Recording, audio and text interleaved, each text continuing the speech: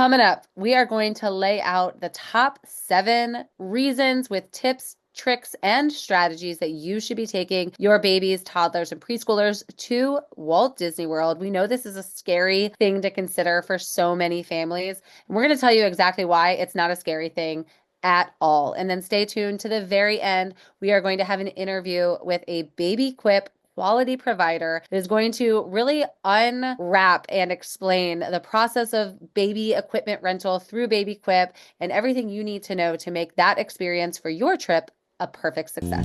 They do remember so much more than we give them credit for. 100%. And they're growing in their experiences and their maturity level too. Hey y'all, it's LJ here, owner and founder of Smart Moms Plan Disney and Smart Moms Travel. We are so glad you're here for another episode of the Smart Moms Plan Disney podcast. Now, here's your host, Allie. Hey there, everyone. Welcome back to another episode of the Smart Moms Plan Disney podcast. I am Allie, your host here today with Stacy and Katie, talking about something I think is going to be so exciting for so many of our listeners, especially our smarties that might be a little nervous about this topic. I think it's a nerve-wracking topic. Babies, toddlers, preschoolers. I think that's a nerve-wracking topic in general, but when you add Disney and the complexities of Disney to the mix, it's even more nerve-wracking of a topic. But before we dive in, good morning, Stacy, Katie. How are y'all doing this morning? Good morning. Hey, I'm doing really well. Katie still has babies, toddlers, preschoolers at home with her. So she lives this life day in, day out, home, Disney, wherever she is. And Stacy, I'm so excited to have her perspective today because you don't have any, you're far from having any babies, toddlers, preschoolers living in your home. But you do have the most adorable little grandbabies, a toddler, and an infant. So while they're not in your home, you did literally just get back from Disney with them. So you have a really unique perspective to offer too. Yes. We are going to talk the top 7 tips for taking these little tiny humans that you love so much to this place that is chaotic and crazy. We've all done it. So we all do have some really great tips, advice, unique perspectives to share when it comes to navigating Disney with babies and toddlers. It is different than, say, the trip we all just took together where we were all adults at Disney World. It's a completely different, in my opinion, set of strategies and things you need to be mindful of course.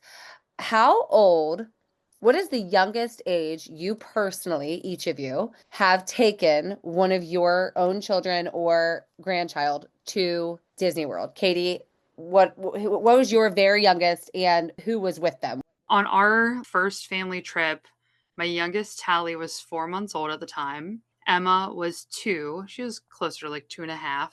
And Bella was just recently turned 5. So we literally, she went to her first day of kindergarten for like orientation. And then we took a week that we went to Disney. So hashtag priorities. But that trip was so awesome. And probably even now that we go all the time, I still think back on that first trip and how special it was and how many amazing memories we created on that trip that we still cherish all the time. I think about seeing the fireworks for the very first time with my little ones and how formative that memory was for me and I think for them as well. I remember holding Tally and she's 4 months old. And like I said, there's Emma and Bella, and they're 2 and 5 at the time, like standing up in this double stroller while we're watching Happily Ever After. And the moment that Tinkerbell soars from the castle, the look of wonder in their eyes is just like permanently impressed on my memory. Watching them be so wowed by that. And like Bella saying, "Mommy, it's really Tinkerbell." Like, oh my, I'm getting tears just thinking about it. But it was such a really cool trip. And yeah, we went from as young as 4 months old. Yep. What about you, Stace? Well, we just came back with a 6-month-old, but would you believe it's his second trip? So he also went at 3 months old. So we were there, and it was my daughter, which would be the baby's mom, and my husband and I with the 2 babies. So she's 2 and 3 months.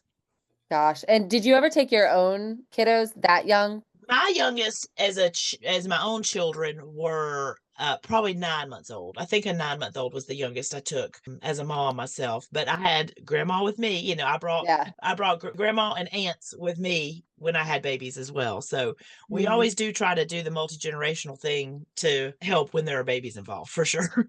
Yeah, and it's not always realistic that another adult from the family is going to be able to come Right. with you, It's true. but my family is lucky and my parents do come on some of those trips with us and it's been very helpful. My twins, who as we're recording and Smarties know that, we pre-record a lot of these episodes. As we're recording this, my twin's birthday is tomorrow. So I'm feeling a little bit sentimental today, to be honest. And they're just getting really big. Tomorrow's a big birthday for them, and they're just not babies anymore. They're full-blown kids, very much not preschoolers. They're just old. At this point, they're old. I need to start Aw. charging them. Disney's going to start charging them as adults soon enough. Like they need to start paying their own way to Disney. But they went to Disney their first time. It was August, and their birthday is February. So they were 6 months old. Yeah, 6 months old. First time they went, Yeah. but it was 6 months times two. We did have both of them with us, and my oldest would have just been 3. So a 3-year-old and twins, 6-month-olds were my youngest that I took. It was definitely a different trip, and that's kind of what I want to shine focus on in this episode today and encouraging families because we're definitely going to talk about the things that are a little tricky, things that were definitely harder. And that trip looked so different from the trips we take now, obviously. I talk about how now my son was crying real tears because he was tall enough for Expedition Everest. One of my happiest moments, literally of all time, was him walking up to the height measuring stick in front of Everest. And I knew he was tall enough, but I didn't tell him because I just knew he was going to flip. And he literally, head in hands, started crying, just weeping. He was so Aw. happy because he was so happy he was going to be tall enough. And he had this frame of reference because he's been going to Disney since he was 6 months old. And from that stroller baby who has no memory, just wandering around Disney in his stroller to crying to get on Everest, we've had quite a journey of trips. Mhm. And I want, especially moms listening or caretakers of young children listening, I want them to hear these trips are about you, and that's okay. Actually, it's beautiful. Like to take a trip with your young kids and your babies and your toddlers, it's about you, and that's okay. The thing I hear all the time is, I want to wait till my kids are older, or my kids need to remember it. Well, my twins are turning 7 years old. I'm not having any more children. That's end game for me. And so I'm not going to have babies anymore. I'm not going to have toddlers anymore in my home that I'm raising. So my years of raising a 3-year-old totally gone. And it happens in a blink. Mm. And I'm so grateful that I took them to Disney at that age for what you said, Katie, when your girls look up and they're like, there's Tinkerbell and it's the most magical thing I've ever seen in my life.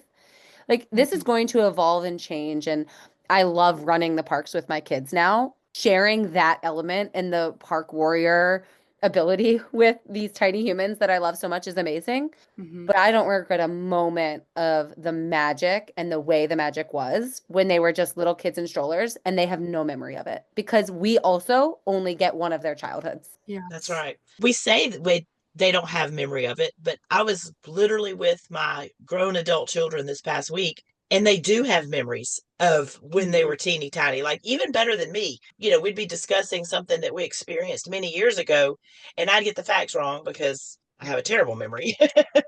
And they would be like, no, no, I remember that. I'm like, but you were just in a stroller. And he's like, yeah, but I totally remember that.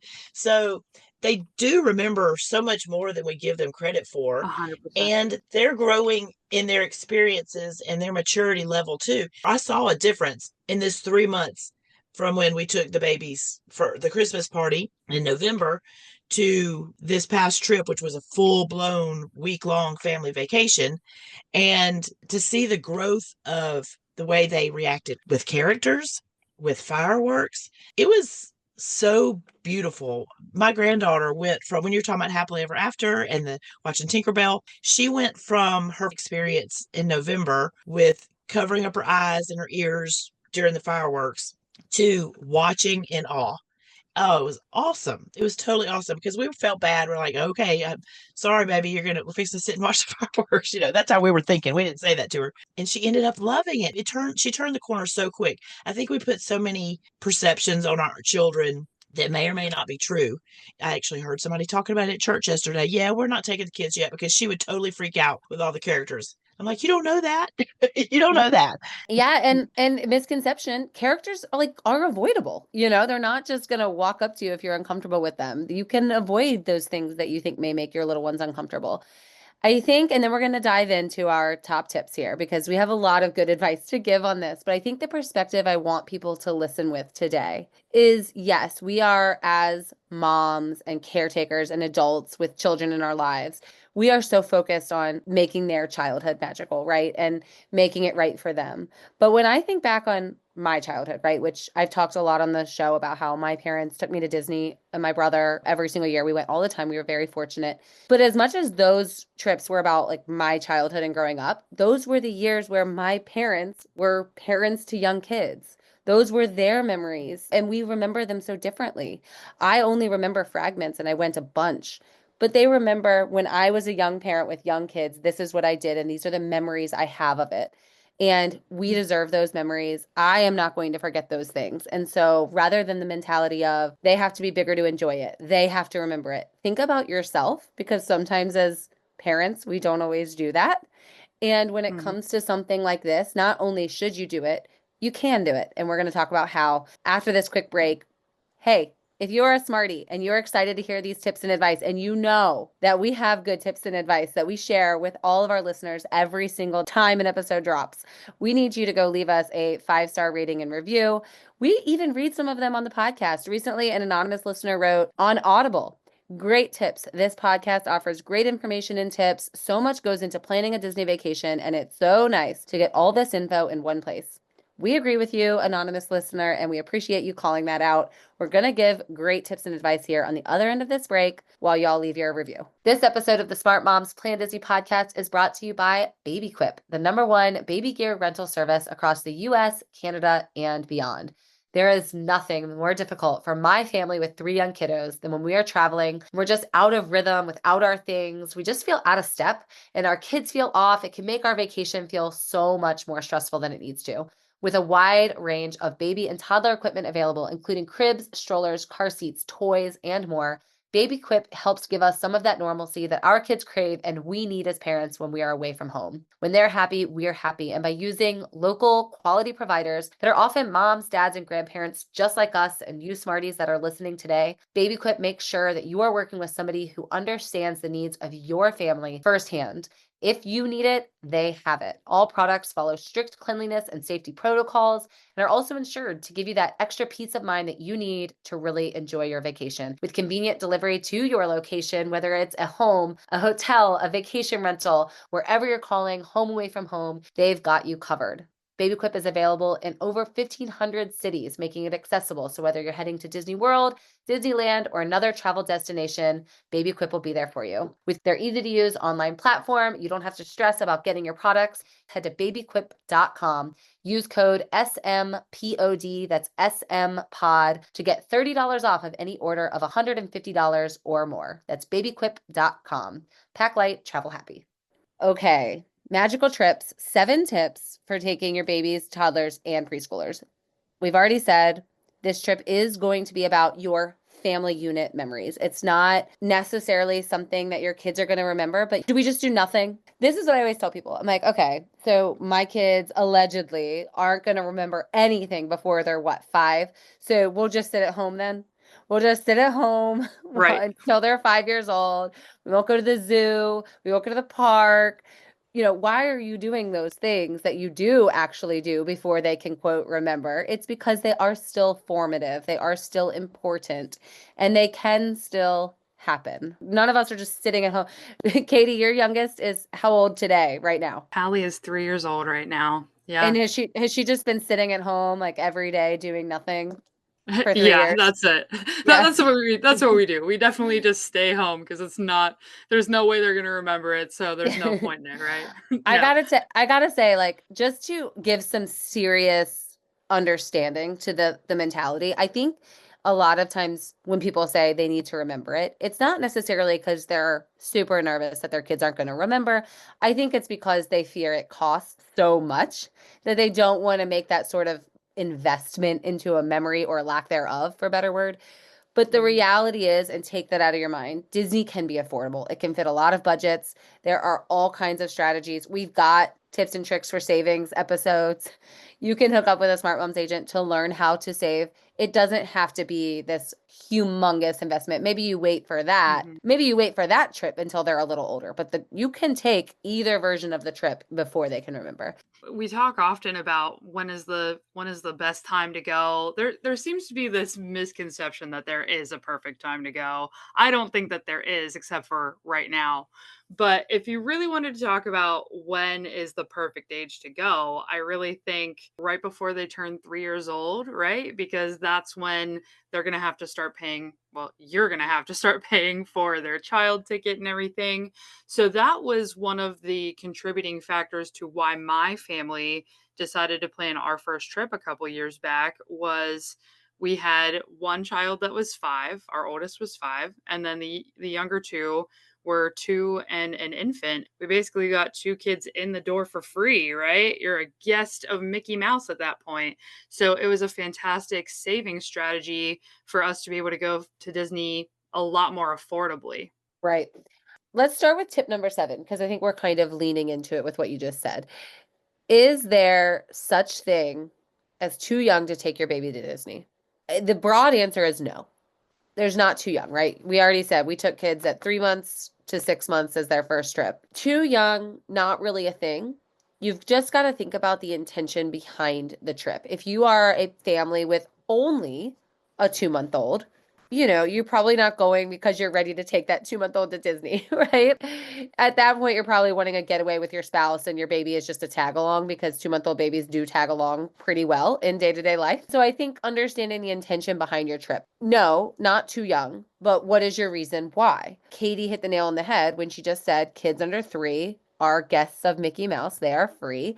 You can get, if you have, let's say like Katie's family, 3 kiddos and you have 2 under the age of 3, well, we definitely shouldn't be waiting until they can remember, because right now we can fit into smaller accommodations, because families of 5 are not going to be able to fit in the least expensive resort room options once everybody ages into family of 5 age, right? Exactly. And so it's important to kind of know these things ahead of time. And instead of thinking, are they too young? Think, what is my reason why I want to take this trip? And what are the beautiful things that my family can experience? And you and your significant other, or you alone if you're a single parent, or you and whomever is going with you, deserve those magical moments as well. You can be part of the reason. Babies are going to go in their strollers. They're going to go in their carriers. They're going to tag along. I don't think you should be worrying about that. But I think it's important that if you're a baby wearer, are you going to be okay wearing your baby for an entire park day? These are the things you want to think through, because a park day can last really long. Maybe you want to go back to your resort for a nap, but knowing how you yourself are going to navigate, you're going to need the strollers, you're going to need the baby, this stuff, you know what I mean? And then I think you can kind of wash away the question, how young is too young? Because you can adapt and you can really make it work.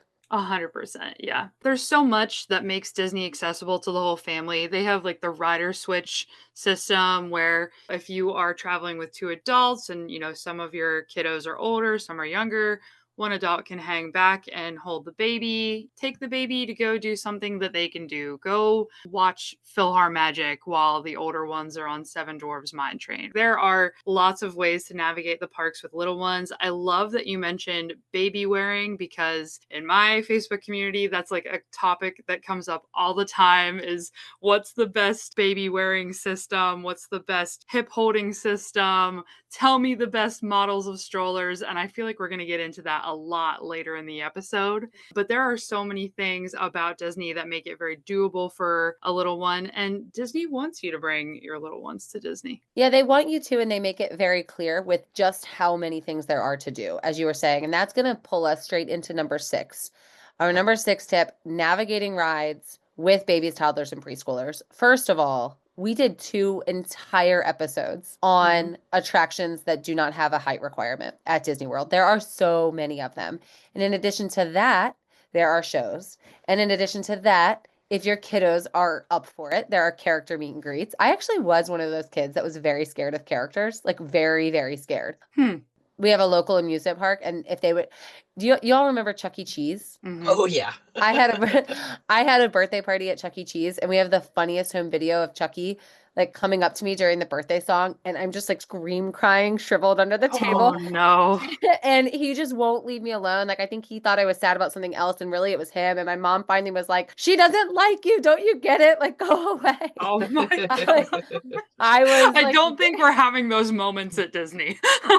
that's right. Like, so my point is, like, in the way that Chucky was like coming up to me in the 90s, that is not Disney World. You don't need to be scared that like your kid is going to be so fearful and traumatized by these characters. You have to seek them out. You have to go to them. They're not, Mm. I mean, they sometimes are walking around, but they're very, very seldomly walking up to you. Anyway, point being, there are so many things to see and experience with babies, toddlers, and preschoolers. And I think most people that are bringing a baby, as we've kind of leaned into in this conversation, probably also have a toddler or preschooler going with them too. So, for purposes of this conversation, Katie, you just mentioned rider swap. And I think it's the biggest component to navigating rides with these young kids is going to be rider swap. So, I'm going to give a brief overview of what it is because I get this question a lot when I'm working as a Smart Moms travel agent.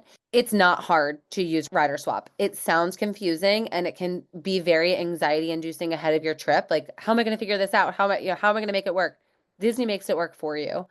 Basically, every attraction has a cast member standing out front of it. And if there is something that maybe it's Slinky Dog Dash that you want to ride with your preschooler over at Hollywood Studios and your baby obviously can't go on, you're going to go up to the cast member out front of the attraction. Cast member is going to scan the Magic Band or key card or Magic Mobile or whatever it is that your family is using to scan. Going to scan it for the 2 adults that are going to be riding and the kiddo that's going to go more than once. Then the first adult and child, if you have a lightning lane, you're going to go ahead through the lightning lane. If you don't, you're going to go through the standby queue. So either way works, and you're going to wait for the attraction and ride it. When that's over, you're going to cast baby off, and then second adult and the child that already rode once is going to get to ride twice is going to go back and scan their band, and then whether you have a lightning lane or not, whether you used standby queue or not, you are going through the lightning lane so that basically you don't have to wait twice. It's basically one wait time. Kiddo gets to ride twice. Each adult gets to ride once. I think that kind of covers it, right? And it's very simple. And it's one of those things where you do it once and you're going to have the hang of it and you're going to be a pro at rider swap in every park for every attraction that you need it on. What would you say is an early memory you remember? What's your favorite, maybe top 2 rides or attractions or play spaces that you remember when you took your young kiddos and these were the experiences you hang on to and remember? Katie, you go first. Well, first, let me say there are a ton of play spaces all over Disney property, and I feel like Epcot probably has maybe the most, and my kids love going and playing there now. I'm not going to mention one of those as my top, but there are tons of play spaces that your kiddos can enjoy if you need a break during the day, things like that. I would say strategically, my favorite non height requirement ride that the whole family can go on is probably Dumbo. It has that nostalgic, that classic factor. Like, did you even go to Disney if you didn't ride Dumbo, right? It has that factor for it. But as a parent, the thing that I love most about Dumbo is that indoor play area inside the queue. If you are getting in line for Dumbo, and let's say there's a 45-minute wait for Dumbo, let's just say that's the case, and you go in through the line, there's an indoor portion of the line where you can say, hey, we want to play in the play area. And they'll give you one of those buzzers as if you're like, going to dinner on the weekend and they're like, your table's not ready. They give you a buzzer and they say, okay, whenever this buzzes, it's your turn to go on the ride. So they're tracking the time that you're spending in the queue, but you get to sit in air conditioning and you can sit like on the periphery of the play area. In the center, they have a little play area that's for toddlers, more like 2 to 3-year-olds, I want to say. And then the whole rest of the area is big slides, areas to climb, rope swing things. Like there's so much for them to do in this indoor play area that's air conditioned. It's a fantastic break from the Florida heat too. So I love Dumbo for the nostalgic and the strategic portion of it. I also want to add with that Dumbo play area, because this leaned into one of my fears, and I don't want to move on from it without saying it. One entrance and exit to the play area. And as a parent, that always was something that really freaked me out when my kids were really little. And we'd be if I'm sitting on one end of the play area and they're on the other side, like, can you get in and out? Well, this is Disney World. Everything is super safe and secure. And that just levels up the enjoyment of an area like that. Absolutely. So I love Dumbo for that reason. My next pick that I'm going to choose is a show, and it's a great nostalgic pick for me. I don't know that people necessarily chalk it up there as, oh, I have to go do this at Disney, but my little kids have loved it from their first trip, and they continue to love it even now as they're getting older, and that is PhilharMagic. PhilharMagic is this 3D, 4D like theater situation. You're going to go and you're going to see several classic favorite Disney films brought to life. My little kiddos love it. If you're a nursing mom, that's a great place to stop and nurse, take a break in the pool, and it's dark in there. It's so fantastic for that as well. But my kiddos, I have so many vivid memories of them reaching out during the show to try to grab different elements that appear 3D, like they're right in front of them. And then at the end of the show, you got to turn around and see what's happening in the back of the theater. So many people miss it if you've never seen PhilharMagic before. You watch the show and then something happens at the end that you should turn around and look in the back of the theater because it's really cute and special. Love it. Absolutely. And that's a great tip. That's a good insider tip. Turn around. Stacy, what are your favorite attractions with your littles? I was absolutely thinking of shows. Shows give that opportunity to really start your character experiences, even if they might be a little nervous about it. We loved taking the kids to the Encanto. How do you say it? Encanto? We argued this whole trip. Encanto. Encanto. No, it's Encanto. We watched that, and it's a great opportunity to see Bruno even, and Merida, no, and Mirabelle. And they're close enough to My have favorite Disney show is Merida from Encanto. I love her. Y'all, I'm cutting this out anyway. My brain is so tired. Do not cut this out. Do not cut this out. This is great. Merida from Encanto is my favorite. Continue. I can't get my words straight. Okay. The opportunity to see, as the point I'm trying to make, the opportunity to interact and watch characters doing what they know the character is supposed to do, like from a movie, right? They're performing the songs that they know. They're performing, like Beauty and the Beast. Gosh, did they love watching Beauty and the Beast. Frozen was amazing for them to see these live action characters performing how they have it in their mind for them to be from the movies. So that is wonderful memories I have for each of not only my grandchildren, but all the way back to when my kids were little and watching. We love seeing those shows. Yeah, for sure. The Frozen sing-along is a great memory. Magic, recognizable, and then a little touch of special at the end of that show. Believe it or not, and I'm probably going to get hate for this, It's a Small World is one of my favorite memories with my little kids. It's a long attraction, so it's like worth the wait. You get to sit for a while. Your kids are entertained, and every room that your boat sails into is something new to look at. And we always are picking our favorite doll in every room and our favorite part of the scene. We're always looking for new nuggets that we haven't seen before.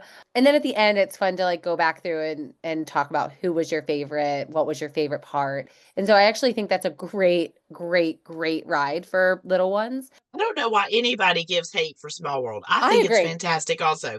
And it does get such a bad rap. And I'm like, why? Have you not ridden it? Because it's really sweet and wonderful. I'm pretty sure, 99% sure I drafted It's a Small World on one of our Magic Kingdom centered draft, I believe it was. It's been a while ago now, but no spoilers. If you haven't listened, go back because I believe I probably won that one. But I drafted it and I remember I got so much hate for it but I love that ride. I think it's great. And I love riding it with my little ones, especially. Now that they're older, I mean, we do it for more nostalgia reasons. But when they were little, it's a great ride for little kids, especially. I agree. And then my earliest first, I remember every single first ride with all three of my kids when they were preschoolers on Slinky Dog. I remember their faces, their screams, what they were wearing. My oldest, who was 3 at the time, was dressed as Slinky Dog the first time she ever rode Slinky Dog. It was so adorable. And when we got off of the ride, we were walking by a cast member and she was like, I loved it. Cast member looked at her and said, are you dressed like Slinky? And we were like, she is. And the cast member said, follow me. took us right back to the front of the queue, and we got to ride it again immediately. So we rode it 2 times in a Aw. row. My little 3-year-old, she was so cute. It was so fun. Okay, so those are probably our favorite rides, but quickly too, some good tips that I think parents are dying to know, or caregivers or whomever is taking these little ones want to know about navigating the rides. What do you do in the long lines? Because they can get long. So of course, my best advice is use lightning lane. But something we've done before is we've brought like a special sucker or something that we knew would take a while to eat. And we've told them you only get this when the wait is X amount long. And one of those ones that's like retractable, it has the plastic case over it. So like they get it when the wait is long. So it makes it feel very special and exciting. And then we can push the button and put the cover back on, put it back in the bag. That's something we have done that's been really helpful. What's something that you have done that is a good tip for navigating the lines for these rides? Allie, they actually sell lollipop savers now. So if you get one of those big rainbow disc lollipops at the confectionery, they sell this case that goes over it so you can save it too. So how handy is that? Yeah, it's pretty cool.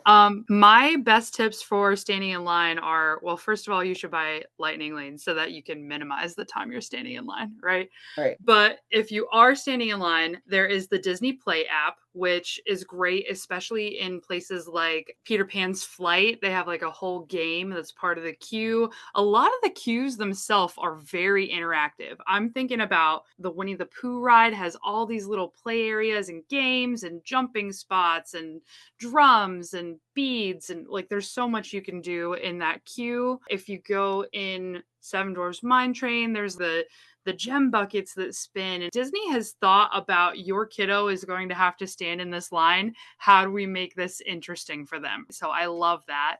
But I did say there's the Disney Play app as well.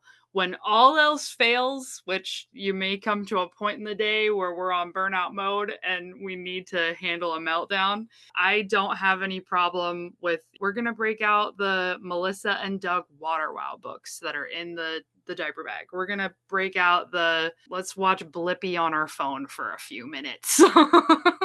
Yeah, I think lower expectations is smart because you're going to get those moments of meltdown. And, you don't have to say no screens, we're at Disney. Sometimes it's necessary. And toddlers or preschoolers, especially that are getting a little older, games like Heads Up are really good. Maybe they can't read and you just do it in pairs or whatnot, but just pre-thinking little tiny games. Go to the bathroom before you get in line, but above all else, get lightning lane. Prioritize things that have no height requirement. Obviously, use rider swap for the things that do have a height requirement. And I think that's going to help ease your day. Oh, and the other thing for fireworks, because I think that kind of goes with rides, shows, attractions, maybe consider those ear covers because it gets really loud. So for babies, especially, it's just a safety thing. And for toddlers, I know that some people get scared that their kiddos will be fearful of the noise. And I know that that's a very common thing. So having those is a really smart thing to throw in your bag. Yeah. The other thing that I really want to make sure our listeners take this one home with you is a lot of times I'll notice people will come to me and they'll be like, I'm looking at height charts. I'm looking at the height restrictions for all the different rides in Disney World, and I don't think my baby can do anything. There are dozens of rides, attractions, shows, all kinds that have no height requirement. So if the only thing that you're looking at to try to judge is my baby going to be able to enjoy themselves at Disney is a height chart, you are looking in the wrong place. There is so much to do with zero height requirement at Disney. That's the way Walt envisioned it. Yeah, that's a really great tip. I think you got to broaden your scope with the way you're looking at this. That was a big tip. That was a big, number 6 was big, but I think it's important because understanding that there's a lot to do is the biggest reason why some people don't go, because they just don't realize there's a lot to do. Okay. There's so much to see and do. Number 5, using the baby care centers to make the most of your trip with littles. I got to be honest, I am a crazy over planner and over preparer. I just am. And when I've lessened as my kids have gotten older, I think I exerted so much energy into the pre-planning when my kids were little. I was so just neurotic that I've let a lot of that energy go. I didn't personally use the baby care centers a lot. And so I want Katie, especially you, to kind of lean into this conversation more because I was like an overpacker and I was nuts with like everything that I had. And I couldn't even sleep at night because I was planning on how it was. There are better ways to do it than what I did. I'm telling you. Yeah, I hear you on that. So Disney does have baby care centers. There's one at each of the 4 theme parks at Disney World. At Magic Kingdom, it's going to be between Casey's Corner and the Crystal Palace. And I love that one. That one's my favorite. It's like Alice in Wonderland themed and it's so whimsical and cute. I love that one the best. At Epcot, it's in the Odyssey building as you're heading towards like the Mexico Pavilion of World Showcase. In Hollywood Studios, it's immediately to the left. As soon as you enter the park, it's like nearby guest relations. And then in Animal Kingdom, it's on Discovery Island, sort of heading towards the Africa section of the park, just past Creature Comforts. So there is a baby care center in each park. By the way, if God forbid you were to become separated from your toddler or something like that, and someone gets lost, cast members are trained to take any wandering children to the baby care center. So if you happen to get separated, that's a good place to go, is to the baby care center. I love that you said that. I think a lot of stomachs just dropped and fear rose to the top. And now people are running, separated from my child. A very rare occurrence. Yes. Right. But so good that Disney has that safety net built in. Absolutely. Some things I've seen, just if that is something that worries you, I've seen those temporary tattoos. Have you all seen those? Yeah, we use those. Yeah, temporary tattoos with adults' phone number on them. Very smart. Obviously, labeling clothes and things. Like, those are just good strategy tips if you're an anxious adult taking kiddos to Disney. There are really cool things like that you can think about to ease those nerves. But I do think ultimately it's okay. It's going to be okay. Yeah, it's going to be all right. Yes. I feel safest at Disney World, honestly. Over anywhere else that I travel, Disney World is definitely the place that I feel safest, and I feel like my kids are the safest. Anyway, so there is a baby care center in each park. Each one is going to offer you an air-conditioned spot to nurse a child, feed the baby. They have high chairs if you're feeding baby food and that's easier for you. They have several of the changing tables that are like padded, and they have liners, so it's very, very clean. But the baby care center is also where you're going to be able to buy things that maybe you forgot. There was a time once whenever we were heading to the parks and we were literally on the tram to Magic Kingdom. And I said, Matt, we left the baby's bottle in the car. So I was like, I ain't going all the way back for it. We went to the baby care center and you can buy a bottle, and it's the kind that's like the disposable ones, and they're in sterilized packages and everything, so they're clean and ready to go. They also have anything else you might need to buy there: diapers, wipes, baby food, formula, Pedialyte, sunscreen, you name it. Pacifiers. Yes. We've done that. If you need it for your baby, it's at the baby care center. But they also have like a filtered water station and everything too. I personally, all of my kiddos were formula and bottle fed. So I loved that was an option there for moms like me to be able to wash a bottle. If you're pumping, maybe you need a place to go wash your pump parts. The baby care center is perfect for that. So it's a fantastic place. If you have older kiddos, they can sit there and they can watch a show while you're doing what you got to do with the baby. And it's available for moms and dads to do what you got to do. Absolutely. Yeah, super helpful.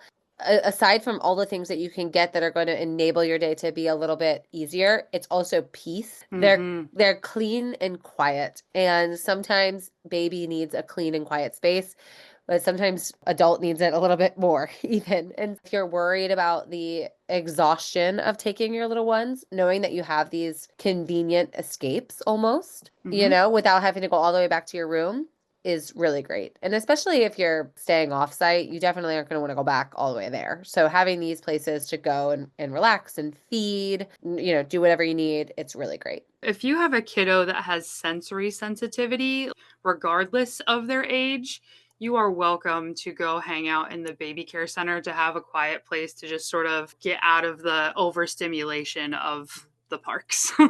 Yeah, absolutely. So good. Okay, number 4 here in our tips and tricks.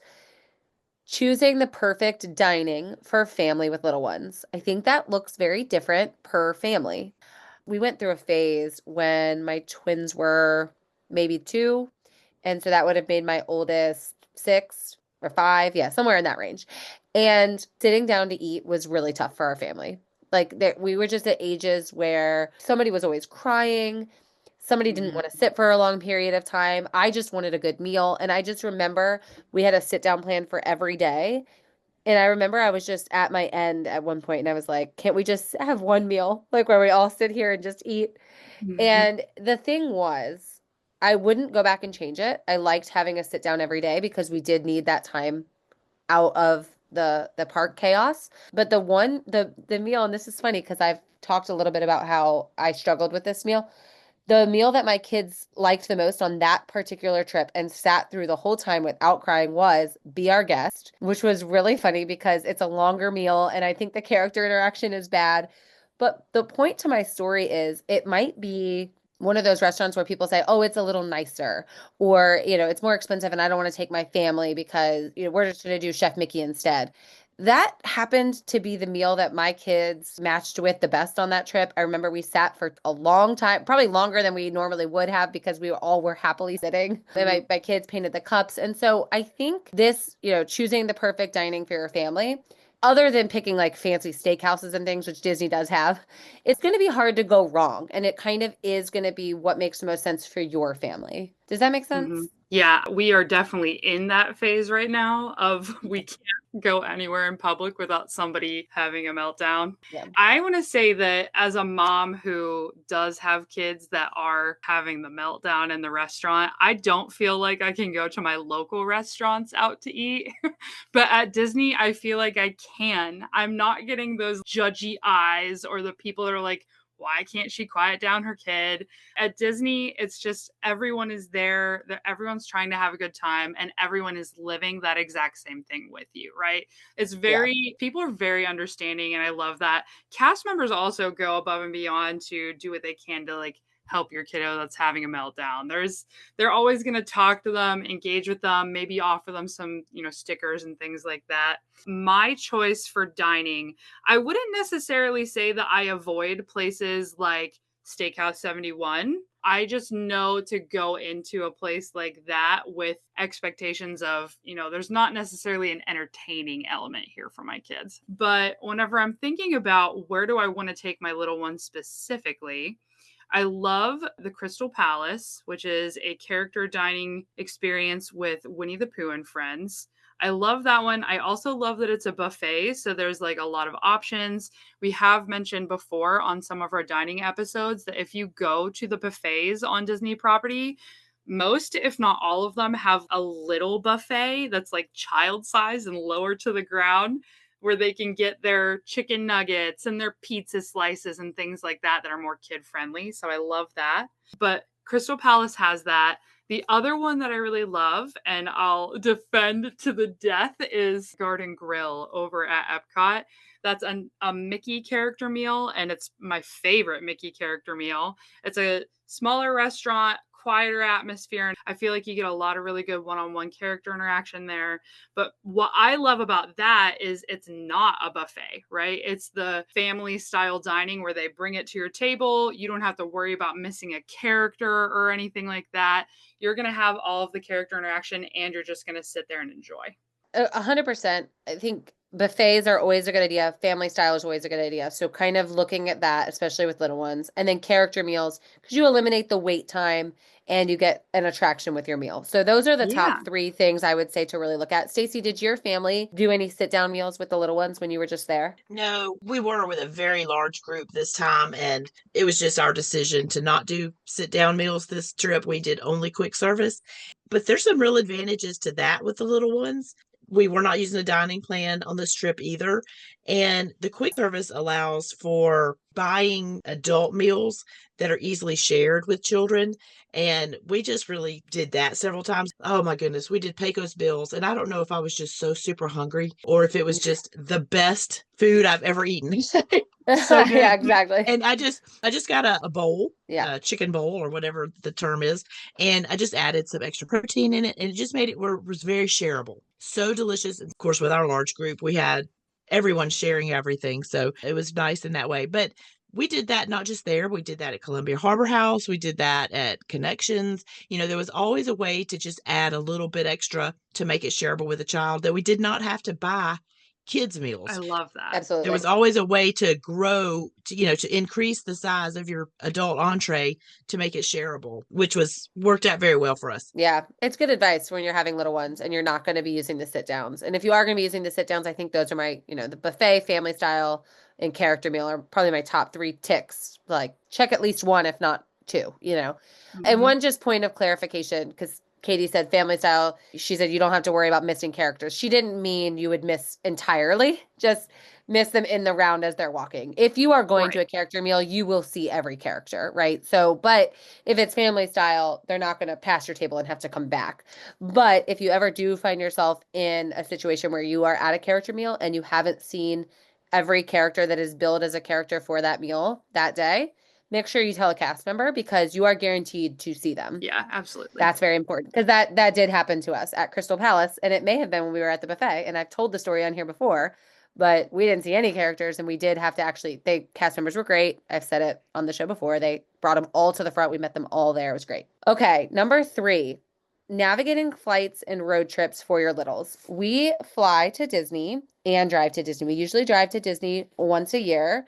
Stacy is a big road tripper. Stace, did you all drive with the babies this time? We had such a large group. We traveled in a caravan of 3 vehicles, and I did not have the babies in my vehicle. So what sort of things did they do for the babies in the car that they were in? they mainly took a lot of breaks. They left earlier than the rest of us, and we met up with them about halfway down. So they were able to have more breaks along the way, and just longer breaks as well. So that was their strategy for doing it, just to not have them in car seats for too long of periods of time all connected. So the reality is, it is some sacrifices that you have to make when you're traveling with little ones, right? Mm-hmm. It's just an understanding, but that's part of like being parents. When you have little ones, you're going to have to think of things differently. I had the reality check of our vacation that we traveled with as a podcast with all adults, just within like 2 weeks before I had this one. And the contrast between the two is so drastic. But it's exactly what you just kind of know. You're going to have to do things different with babies and children as you do when you're only adults. So that was our way of handling that, right? Was just preparing for a longer drive, longer breaks.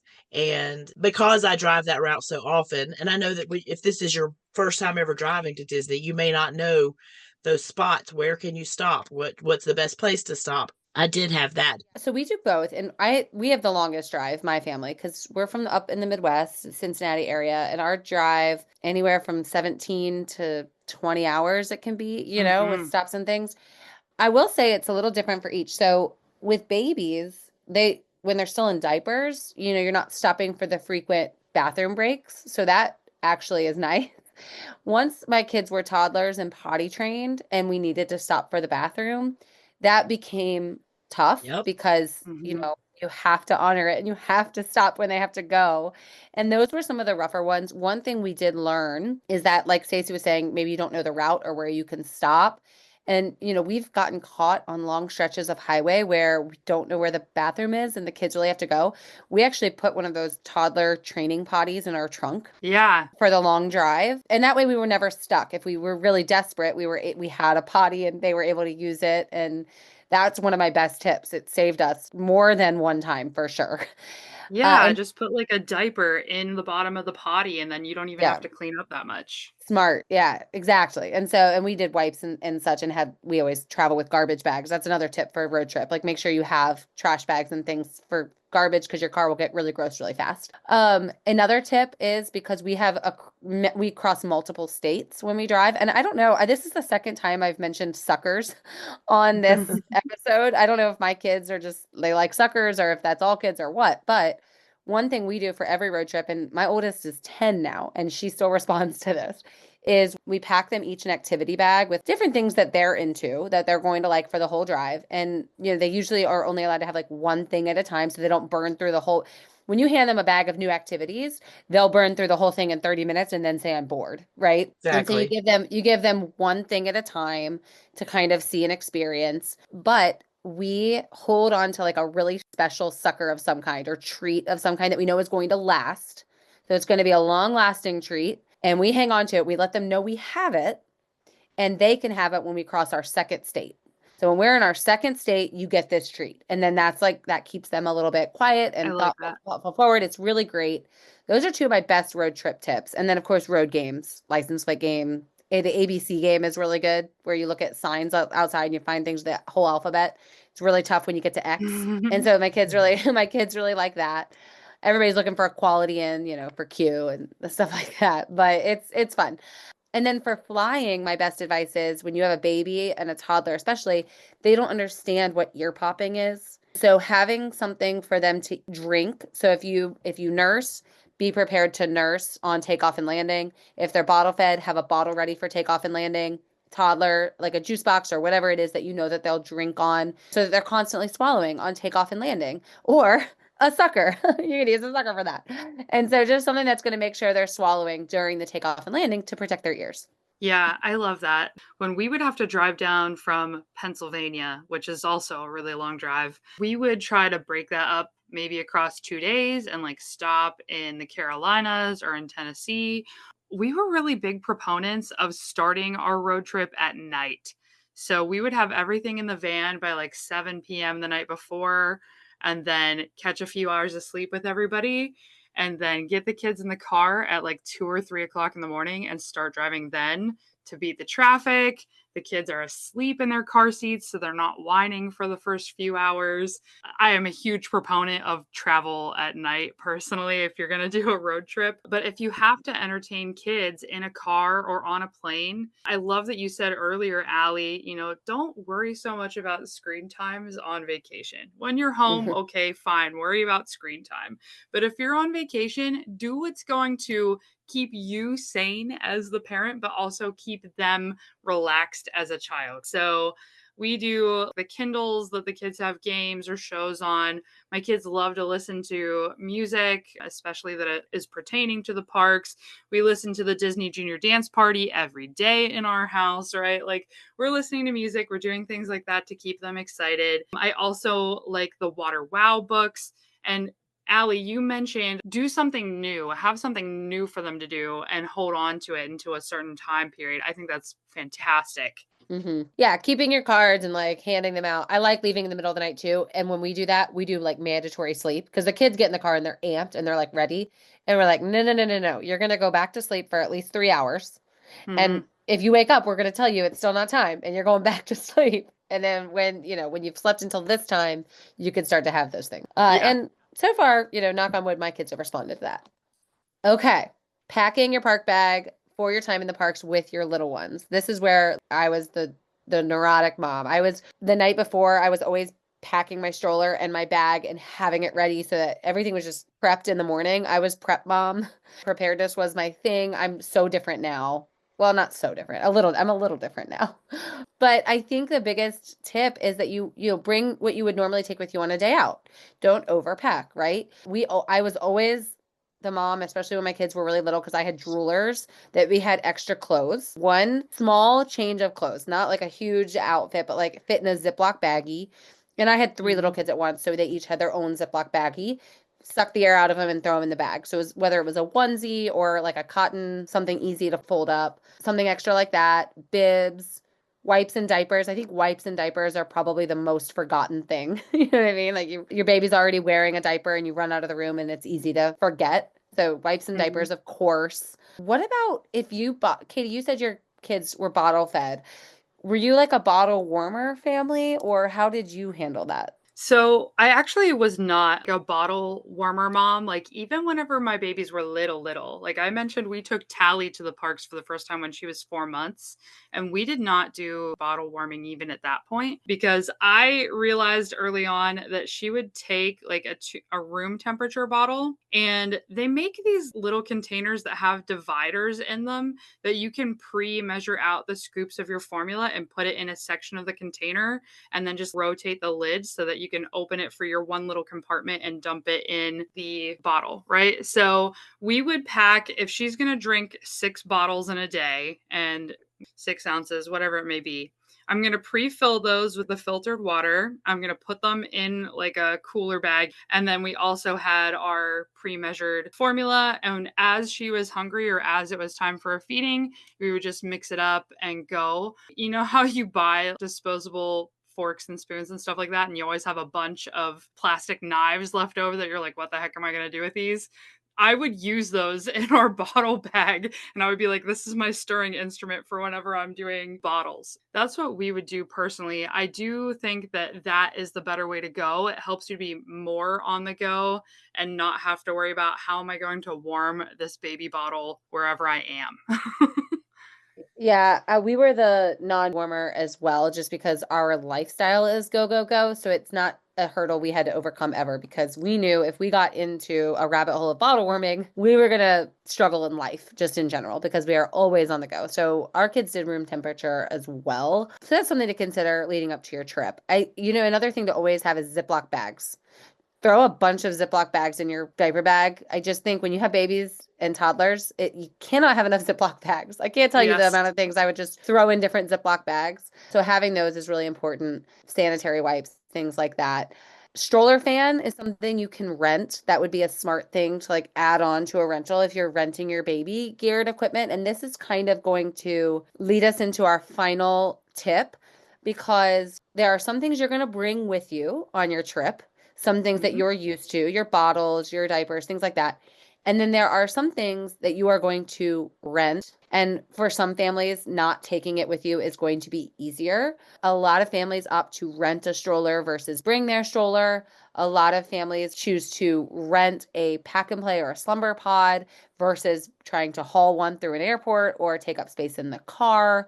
And choosing which resort you're going to stay at with your little ones and how you're going to set up the room once you're there is one of the biggest pieces of the bringing your baby, toddler, preschooler to Disney World puzzle. Yes. Picking the right resort is an interesting conversation, because this is where I tend to say, like, I would love to have my little ones at Art of Animation, right? Like, it is truly immersive and so incredible.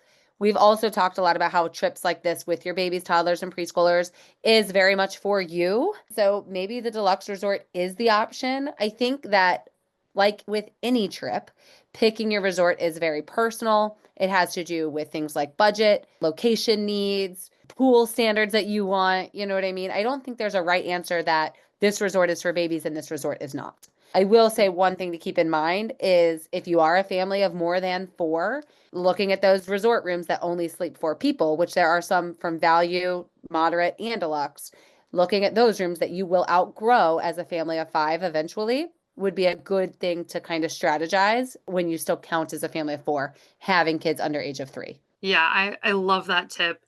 And the other sort of component that I really leaned into, I think that you have to consider transportation in the mix too. We talked a little bit about the value of proximity to the parks. Do you want to be able to walk over to Magic Kingdom, enjoy the day, and then walk over to your resort and take a nap in the middle of the day? That sounds great to me.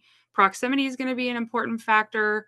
And transportation. The monorail, you'd never have to break down a stroller to get on and off the monorail.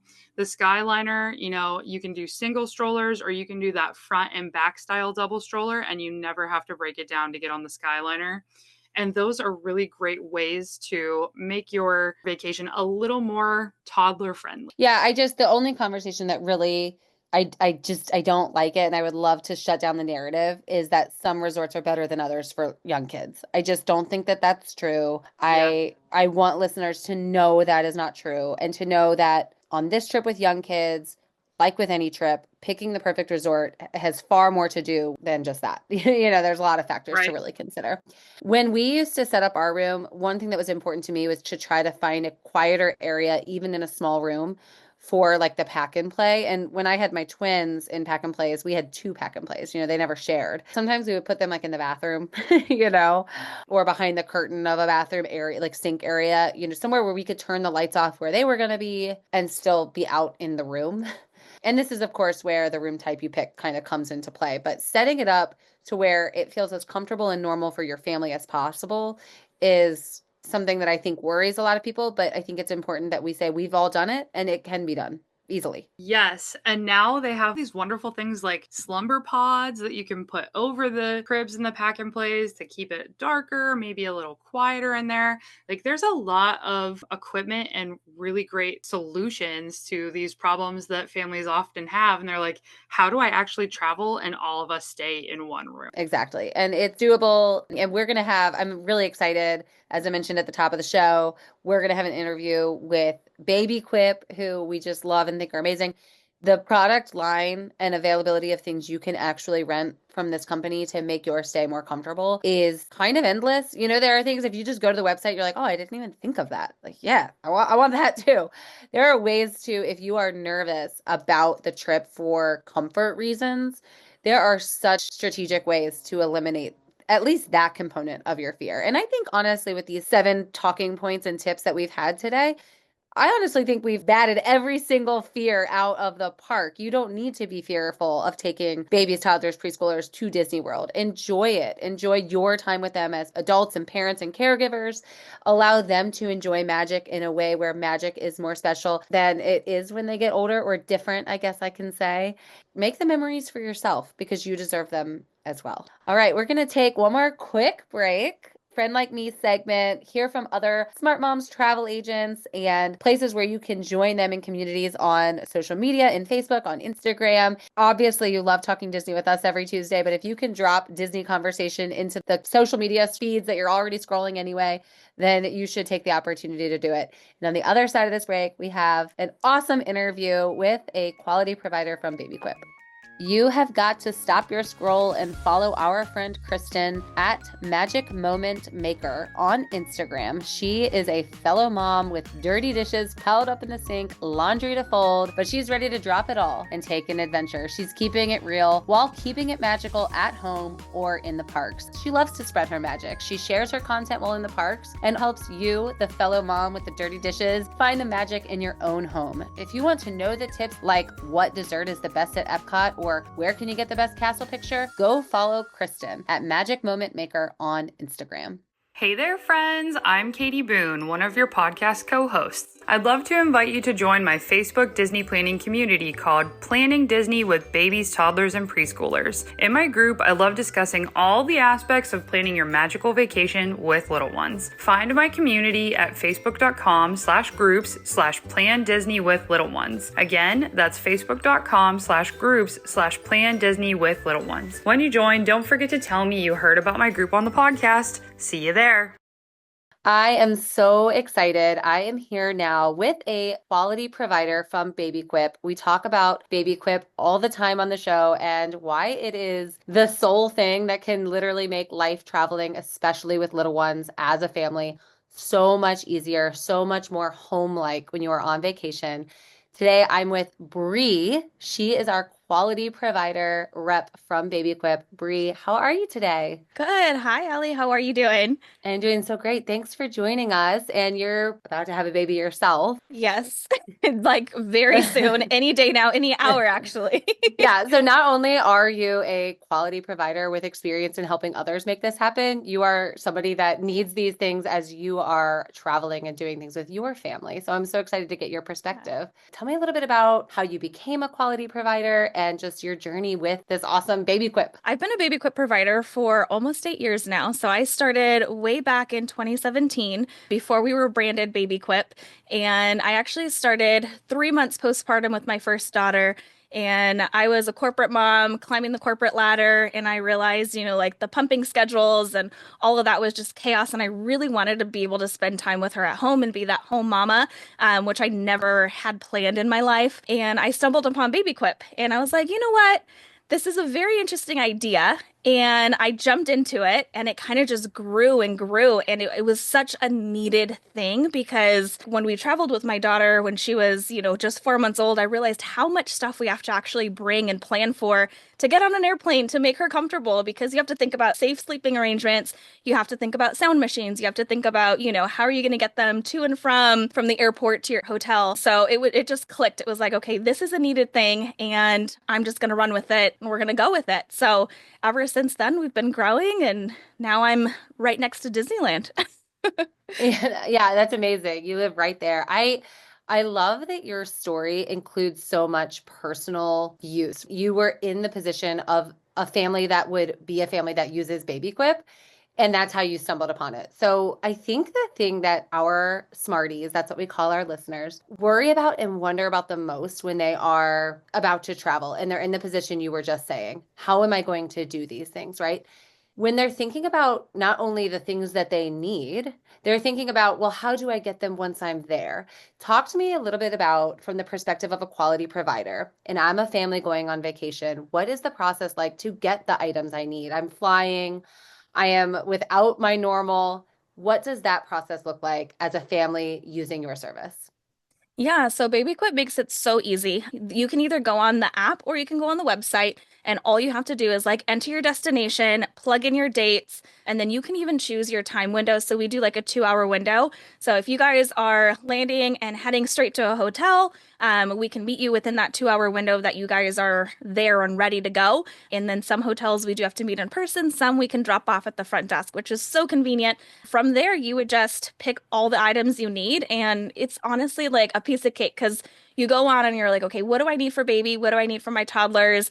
Add everything to cart. You don't lug anything with you. You make your trip lighter and easier, and it's just there when you arrive, and we'll deliver it straight to your hotel room, straight to your Airbnb or grandpa and grandma's house. That's amazing. Specifically because a lot of our listeners are traveling to Disney in Orlando, Yeah. but we also have some California, West Coast listeners, Universal, other Orlando destinations. Specifically with those resorts, people that are going to be traveling to those destinations, are you able to personally meet families at those resorts?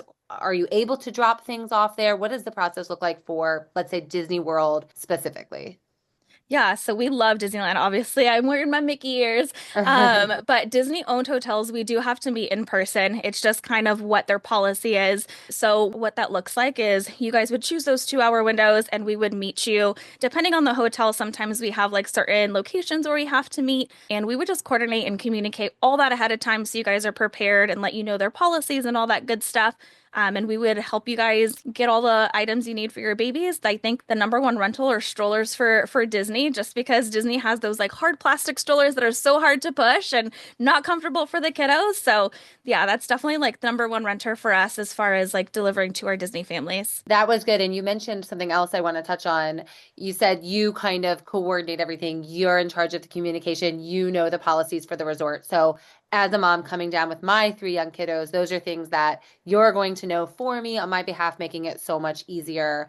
You know the safe spaces for us to meet, and the arrangement is going to be very much in your court, which helps me as somebody that has no clue. Yes, absolutely. Perfect. Yeah, Disney policies are always changing, but most of the time it's kind of all the same, and we communicate all that ahead of time with you guys. That's awesome. And when you communicate, is that through the app? Is that through text messaging? What kind of communication can a renter expect from their quality provider? Yeah, most of the time I personally love text message just because it's more personal. But we do have a lot of people coming out of country, so we might use the app for those scenarios or WhatsApp or things like that. But we definitely try to use as many communication lines as possible just to make sure we get in contact with you before rental. And the 2 hour window that a renter would choose, is it you'll come anytime in that window? We set specific times. We can say, okay, within this window, this is the exact time, or how does that kind of work? Yeah, so it really just depends on the route. A lot of providers, they kind of set their own schedule. So there are some providers that are only doing this part-time. I'm a full-time baby quip provider on my end, so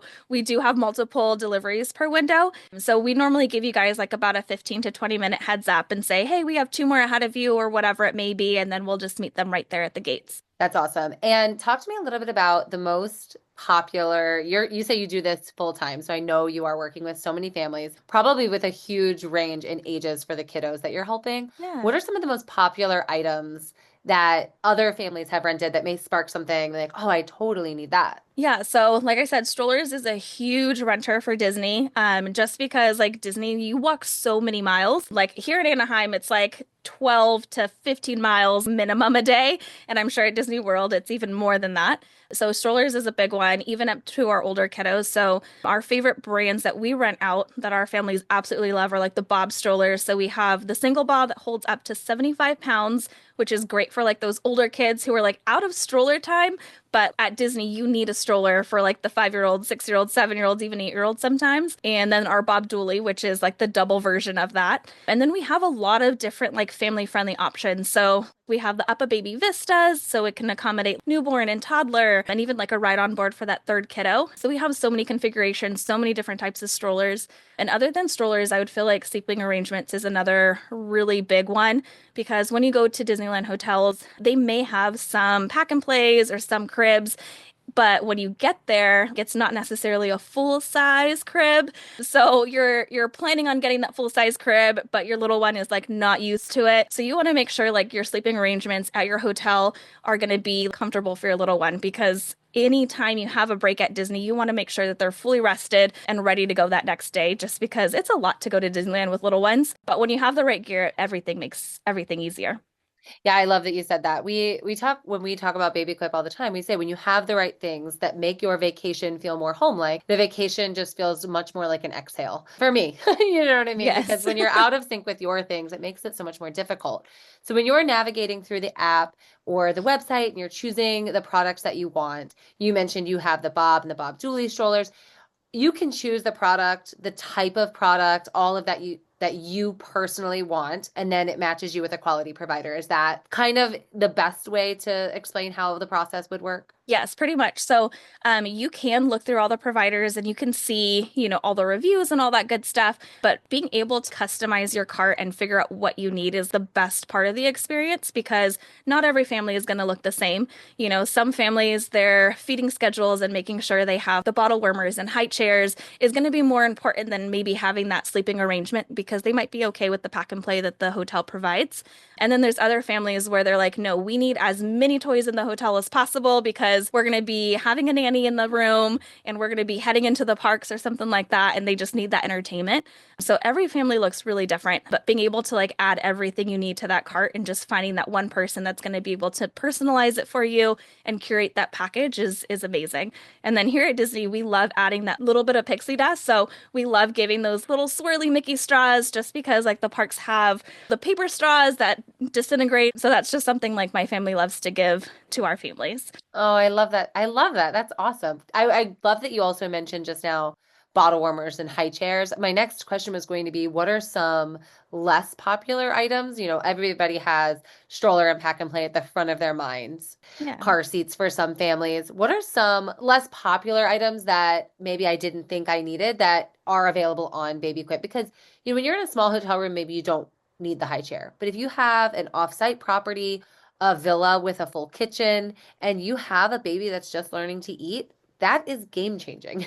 Yeah, 100%. So yeah, I would say feeding is actually a rather popular one that I see for our Disney families. I would say some things that aren't necessarily as popular. We have soft play setups as well. So that's just something that like you can add to the corner of your hotel room, especially for the toddlers when you have multiple.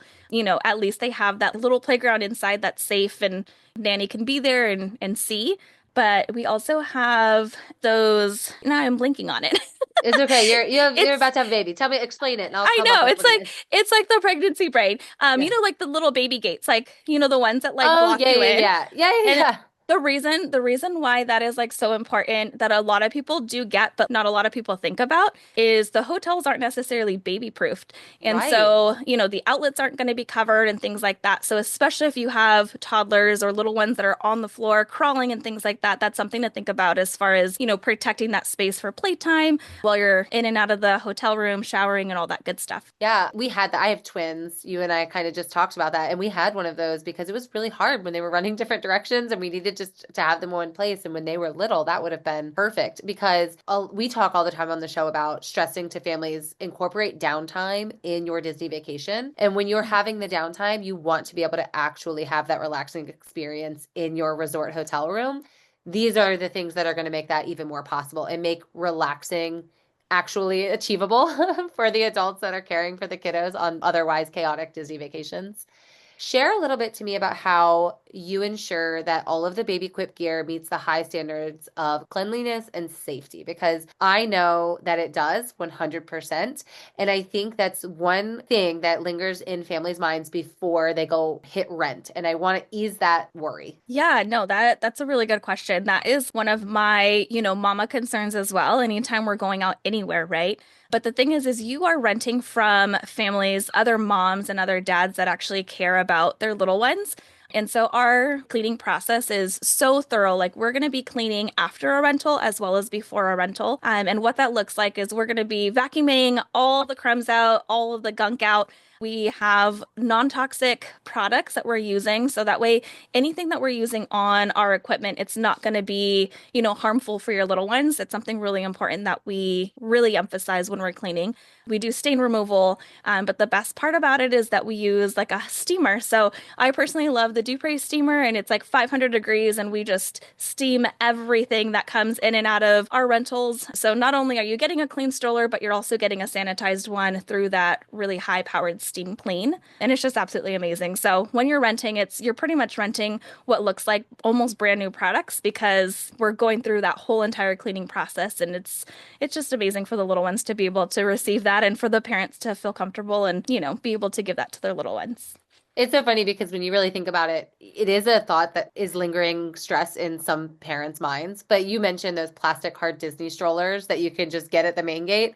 They're hard. There's no way they're going through this deep of a sanitation process. I'm sure they're clean, but this is the next level of you're practically getting a new product from a parent that has little ones and understands the importance of that cleanliness. So I love that so much. Yeah.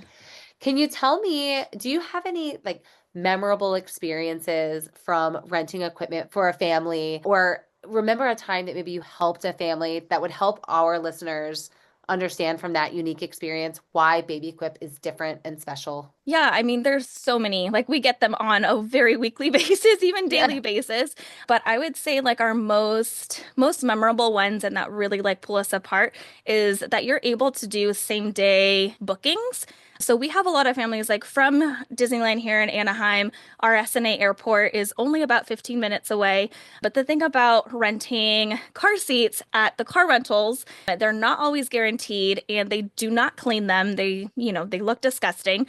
Sometimes the car rentals, they don't even know what car seat is meant for the specific child. Like last week I had an infant who was 8 months old and they just landed and they try to put her into a booster, which is a 5-point forward facing car seat. And that's all they had left. And so mom called frantically and I was like, no problem. I have one clean. I'll be there in 20 minutes. So it was just kind of grabbing that, putting it in the car and getting over. That way they didn't have to wait at the airport. And we met her needs as soon as possible within that, time period she booked. So we were able to get that over to her right away. And they went on and they ended up booking a stroller with us as well and all that good stuff. So it all works out at the end, but being able to make that same day reservation and being able to curate and ease the minds of the moms that are so stressed out, especially in travel, because traveling with little ones is really hard. Yeah. But again, when you have the right gear, it's going to make your life easier, and being able to rent it just makes things lighter for you. I think that's a testament to the fact that you are real humans that care when you're a quality provider, right? You're not just speaking to a robot out in the abyss when you reach out to Baby Quip. Somebody was actually able to reach out to you, a person that had the product, that understood the scenario and was able to meet the needs. So that alone is peace of mind that just me as a mom with 3 young kids traveling is exactly what I would be seeking. If I were that mom and I had that experience with you and you met my needs so quickly, I would then want to work. We're repeat visitors, obviously, to our travel destinations. I would want to work with you again. Do you find, and are you able as a renter to a quality provider to have repeat business, to request a quality provider that you want and have an ongoing customer representative relationship that kind of grows over time? Yeah, 100%. I love our repeat customers. I would say because I've been here so long, 8 years working with Baby Quip, I would say my repeat customer is probably at the 40 percentage, especially to Disneyland. So I have a lot of clients that come multiple times a year to Disney and I know them by name and it's like, hey, Brie, I'm coming in. And then I'll just send them the link and they book. I already know what they're going to book. I already know what they need. And it's just kind of putting all that together for them. But yeah, we absolutely love repeat runners and building that relationship and keeping it with them. I love that too, because with the mom you just mentioned, her 8-month-old baby is in this certain type of seat. And if she continues to get to have a relationship with you, you're going to watch that baby go all the way through a standard Yeah. car seat and into a regular booster and a small booster. That's really fun and special. Can you give me one, or me and our listeners, I should say, one piece of advice for parents that have never rented before? What is the best advice you can give somebody that is just now deciding this is right for me? I have a lot of kids, or even just one kid, or I'm a new parent and this is the avenue I need to take. Yeah, I would say just do it. Baby Quip is honestly like a no-brainer, especially like when you see, the benefits of it. So it's really just downloading that app, getting on and booking that gear really, because once you book it, the process is so easy. The moms and dads that are working behind as quality providers, we're going to be reaching out to you. We're going to curate that personalized package for you and get all the gear to you that you need at your destination. So you don't have to, worry about coordinating all of it and doing all that kind of stuff. It's just that peace of mind. So. And last piece of advice, what would you tell a family, you have young kids yourself, who is preparing to travel with kids for the very first time? Best advice you can give. I would say, let's see, from my own experience, yes, you can plan, but also leave room for the unknown, because with toddlers, with babies, they're not going to be perfect.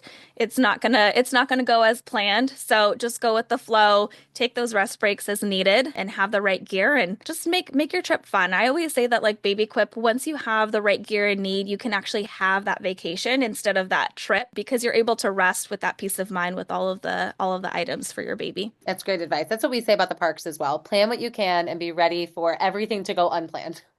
Yes. Well, thank you, Bree. This was so very helpful. I hope and encourage all of our Smarties and listeners, especially those with young kiddos, if you're taking your first trip to Disney World or any travel destination really around the world, you don't want to be out of sync and out of step without your things. Feeling more home-like is the number one way to a more successful vacation with little ones. You want them to be comfortable. You will in turn be more relaxed and comfortable. Baby Quip will have you covered. Don't forget that you can use code SMPOD. That's SMPOD. That's going to give all of our listeners $30 off any order of $150 more on babyquip.com. And again, today our quality provider was Bree, located out in the Anaheim area. We are so thankful and so excited for now our Smarties to have more information that they need to have successful experience using Baby Quip firsthand. Thank you so much, Allie. I loved that conversation so much. I'm so excited that we had the opportunity to share that. I think with all the tips and tricks we just laid out in this episode, and now hearing firsthand how easily another layer of this can be done, I feel like everybody right now is like, I'm taking my baby. I'm taking my preschooler to Disney World so that I can have these moments and these memories. All right, we're going to close this off with a lightning lane. Babies, toddlers, preschoolers in mind. Katie has 3 young girls. Stacy has 2 young grandbabies that she just went to Disney with. Are you ready? Okay, I'll try to be ready. You know it. All right. Stacy, you're going first, then Katie. Fast answers. Stacy, favorite ride at Magic Kingdom with little ones? Small World. Katie? I'm going to go with Dumbo. It's got to be Dumbo.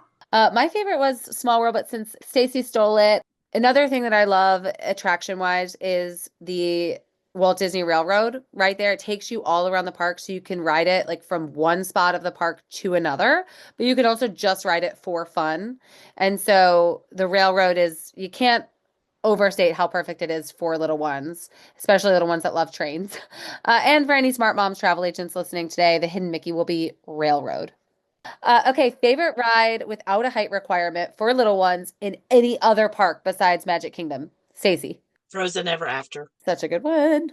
I'm going to go with Toy Story Mania because my kids like the game component of that, and I love that my even little baby can ride with me. I'm going to say the safari because little kids are so used to going to the zoo, and Animal Kingdom is so not a zoo, and you get to experience the animals in a way that is so different. Y'all, I think I told the story on the show. A giraffe was literally in our safari car when we rode it over last spring break, like poked its head in the safari car.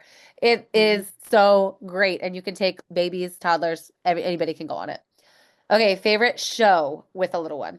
Daisy. Fantasmic. Oh, that's a great one. That was going to be my answer. What is your answer? I was going to say Fantasmic because I love that it's a fireworks show that you can sit and you don't have to worry about holding a baby up on a shoulder. Like that's the perfect answer. But if I can't have Fantasmic because Stacy already took it, I'm going to say the Disney Junior Dance Party because we can't have a babies, toddlers, and preschoolers episode and not mention the Disney Junior Dance Party. Yeah, that's at Hollywood Studios. It's a great place to go chill with your family. You can sit, they can dance. It's actually wonderful. I am going to go with Frozen Sing Along, also at Hollywood Studios. We've given a lot of love to Hollywood Studios here in this lightning lane. Also, to just like that just shows a lot of people think that park is not good for little ones. That is not true. It's great for It's little ones. perfect. Yeah, it's wonderful. Okay, favorite restaurant to take your little ones to? Ooh, let's say I'm going to go Cape May for breakfast. That's such a fun breakfast with the little ones. And it's so close to Epcot that you can take a stop there and still get into Epcot. That's a good one. I like that one. If I'm going with a character meal, I'm going to say Garden Grill. I love Garden Grill and I'll defend it till the cows come home. It's great. But if you want something that's like fun, but not a character meal, I also really love Whispering Canyon Cafe because it's like the spoofy, fun, entertaining thing without necessarily being characters. So our family really loves that one too. It's a good one. If you go to Whispering Canyon, you make sure that your kids ask for ketchup. They also have like activities that are very funny and entertaining throughout the meal. Whispering Canyon is a solid answer. It's an underrated, flying under the radar restaurant that like checks every family with little kids box. Yeah. This is so not on brand for me, but I'm going to say Cinderella's Royal Table just because we're talking about the element of magic and how special Disney is with little ones and through their magical lens, and to be in the castle with the princesses. Come on, that's amazing. All right, and last one, favorite resort with little ones. We did just do Art of Animation and it was really perfect. Honestly, the space that we had for pulling strollers in and out at night was so helpful. It was just really helpful to have. And the pool, we were in the Nemo section. Every single morning was such a fun walking out the door and seeing all of that. It was beautiful. We loved it. I love that. I love Art of Animation too. I would say my favorite resort with littles is probably Port Orleans Riverside, specifically in the royal guest rooms that are like over the top princess theming. They have Aladdin's lamp as the faucet, there's fireworks in the headboards, there's gems everywhere, and of course the princess portraits. My little girls love those rooms, and we have so many wonderful memories there. And I'm going to go with the Polynesian, not because it's my favorite, but because it has a 0 entry pool, which is great. A lot of the resorts do, but specifically it does. You can see Magic Kingdom from it. There is a beach play area. My kids love playing in that sand.